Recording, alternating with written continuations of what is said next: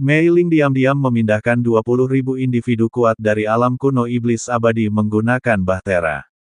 Rencana ini tidak diungkapkan kepada mereka, namun tidak seorang pun keberatan.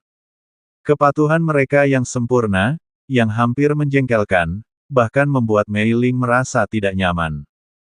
Kita telah tiba di sebuah bintang dengan 20.000 individu kuat dari alam kuno iblis abadi ini. Terima kasih semuanya, kata Mei Ling, mengangkat tangannya sambil mengenakan armor Dewa Void. Mendapatkan armor Dewa Void ini tidak sulit, itu dijarah selama pertempuran dengan Taisu. Namun, sebagian besar bukanlah ciptaan Taisu, tetapi itu tidak masalah. Batasan-batasannya telah dilanggar oleh Ding Yue. Individu-individu kuat dari alam kuno iblis, tanpa alasan yang jelas, melangkah maju untuk menerima armor Dewa Void. Itu adalah cairan hitam yang melayang dan secara otomatis menutupi seluruh tubuh mereka saat bersentuhan, berubah menjadi baju zirah, sangat cocok untuk perintah Mei Ling. Apakah kita akan melancarkan serangan terhadap Taisu selanjutnya? Para individu kuat dari alam kuno iblis abadi itu patuh, tetapi bukan bodoh. Mereka hanya tidak mengerti maksud Mei Ling yang menyuruh mereka mengenakan armor Dewa Void. Tidak, kita akan menyerang alam dewa kuno selanjutnya. Merlin menggelengkan kepalanya dan berkata. Mendengar ini, 20.000 dewa abadi dari alam dewa kuno terdiam sejenak sebelum bergumam di antara mereka sendiri. Merlin, kau memimpin kami ke sini untuk membantu Sensi, jadi ini mungkin tidak pantas. Jika kalian bersikeras, aku khawatir aku tidak bisa mematuhinya. Kecuali Yang Mulia sendiri yang memerintahkannya. Para pemimpin mengepalkan tangan mereka memberi hormat, menunjukkan tidak terburu-buru dalam keadaan ini. Adik junior, giliranmu untuk muncul. Suara Merlin terdengar, dan sesaat kemudian, kilatan petir seperti benang menyambar di sampingnya, memperlihatkan sosok tinggi dan ramping berjubah hitam. Sasaran serangan kalian ke alam dewa kuno adalah para dewa abadi dari alam dewa kuno. Jangan melukai yang lain, tetapi jangan membunuh mereka. Ini mungkin agak sulit bagimu. Xiao Yan bertanya sambil membungkuk dalam-dalam. Setelah kemunculannya, seluruh 20.000 dewa abadi dari alam dewa kuno mengarahkan pandangan mereka kepadanya. Xiao Yan saat ini sangat berbeda dari sebelumnya, memancarkan aura kuat yang melampaui mereka baik dalam tingkatan maupun kekuatan. Dia yang, ketika meninggalkan alam dewa dan iblis kuno, masih tertinggal di belakang mereka, dalam sekejap mata telah menembus ke tingkat yang tak tertandingi bagi para dewa. Gelar, Tuan, tampaknya secara bertahap menjadi lebih dari sekadar legenda. Bakatnya sekarang mewujudkan apa yang dikatakan Tuan. Kami tentu akan mengikuti. Terima kasih. Saya tidak dapat hadir secara pribadi kali ini, tetapi saya hanya dapat mengajari kalian semua. Adapun alasannya, kalian akan tahu setelah semuanya tenang. Xiao Yan kembali menggenggam tangannya erat-erat, tidak menunjukkan kesombongan meskipun kekuatannya meningkat. Mari kita bertindak tanpa penundaan. Xiao Yan tidak punya banyak waktu sangat terbatas di seluruh alam ilahi. Apapun yang dia lakukan, dia harus bertindak segera. Begitu dia selesai berbicara, sosok Xiao Yan menghilang, dan ruang yang tadinya damai di atas alam dewa kuno terkoyak oleh energi dahsyat.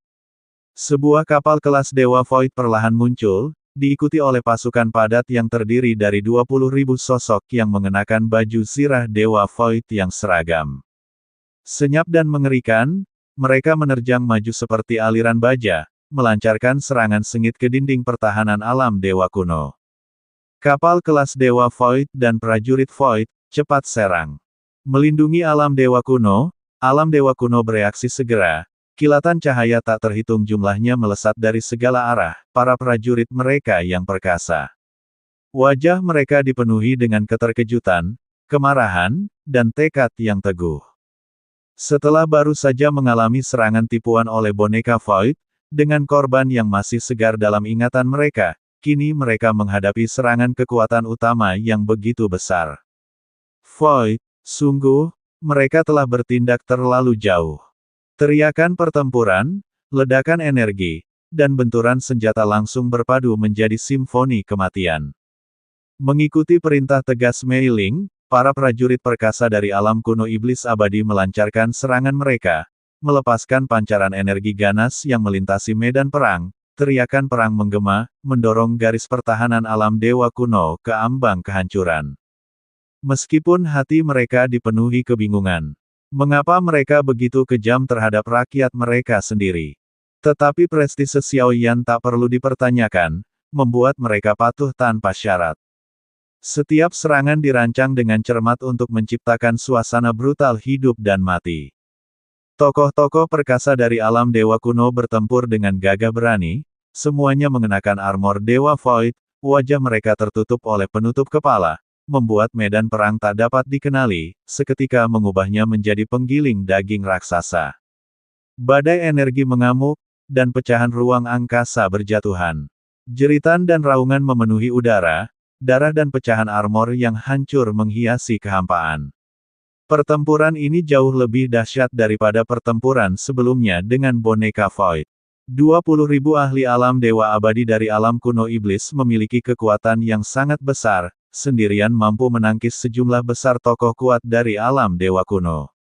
Sementara itu, 20.000 prajurit yang tersisa di alam kuno iblis abadi tetap tak bergerak, tanpa ada yang memerintah mereka.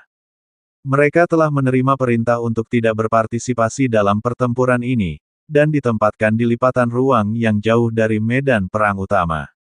Dua sosok berdiri diam, Xiao Yan dan Mei Ling, kekuatan jiwa mereka yang dahsyat menyembunyikan aura dan wujud mereka dengan sempurna, seolah-olah mereka telah menyatu dengan ketiadaan itu sendiri.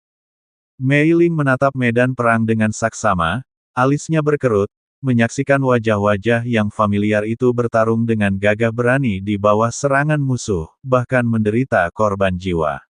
Hatinya terasa berat seperti timah. Adik laki-lakinya menyaksikan mereka saling membunuh, apakah harga yang harus dibayar terlalu tinggi? Bisakah mereka benar-benar yakin menemukan dalangnya? Dia tidak mempertanyakan rencana Xiao Yan, melainkan merasakan sedikit rasa bersalah.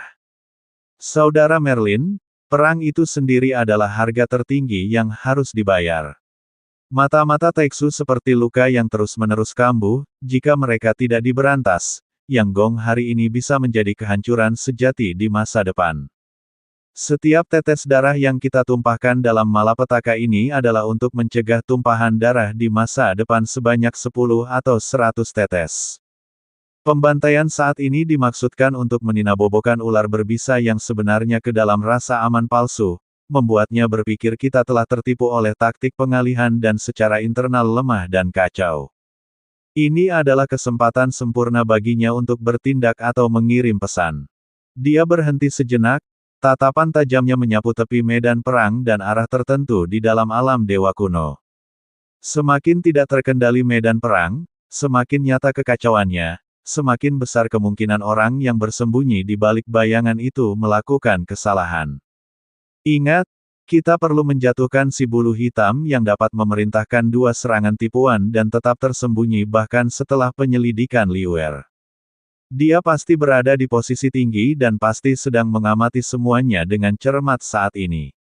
Tatapan Xiao Yan menyapu, perlahan-lahan tertuju pada sesuatu, seolah-olah dia telah membuat penemuan.